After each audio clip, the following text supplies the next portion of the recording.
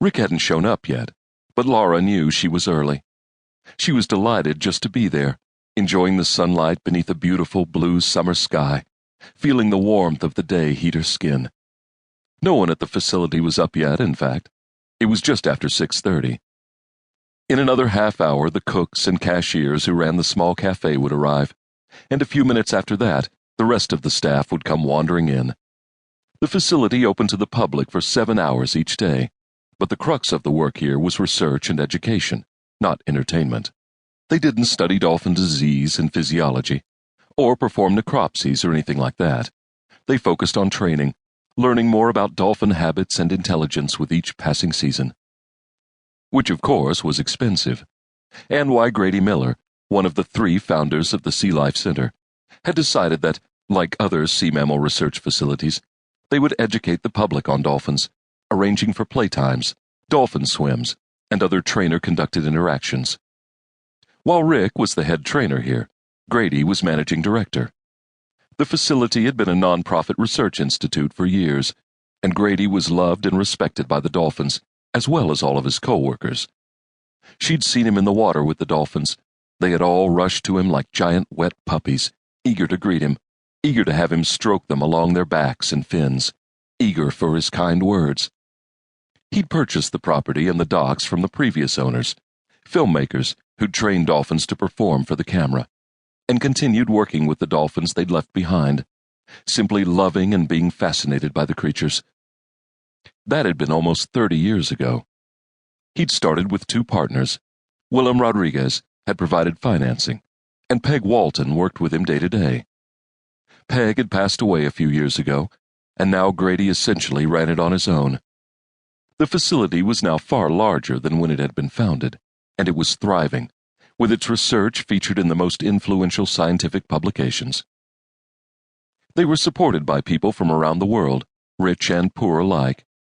Their contributors included people who adopted a dolphin for a small donation, and sustainers who, in return for their substantial support, were allowed to see some of the research as it was being conducted, and were invited to attend a picnic-style fete each year, as well as being welcomed to various small meetings where the center's newest findings were presented.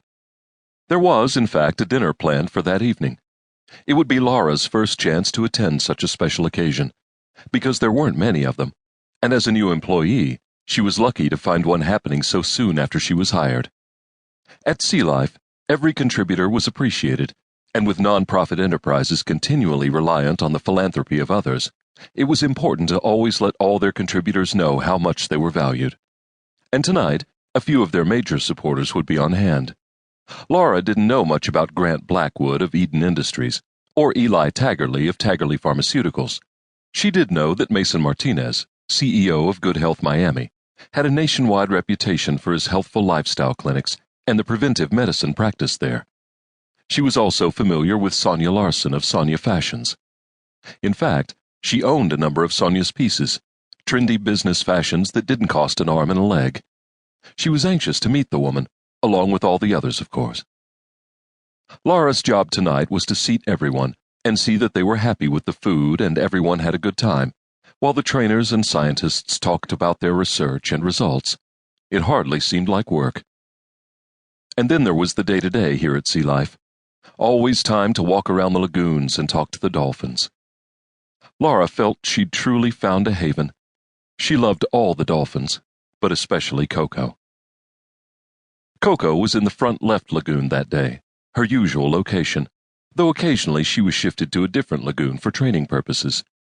There were 6 underwater enclosures for the dolphins at the facility, front, right, and left, and then 2 more behind each of those, with a sandbar-like island at the rear that more or less created a back street to approach the lagoons.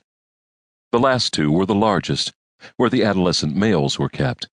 They could be rough when they played, just like teenage boys, and since 2 of the females had calves that were just a few months old, they were happiest away from the antics of the boys.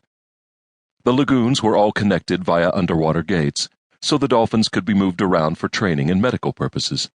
Each lagoon had a floating dock for trainers, medical personnel, and the visitors who were part of a swim program, as well as a floating platform farther out in the water.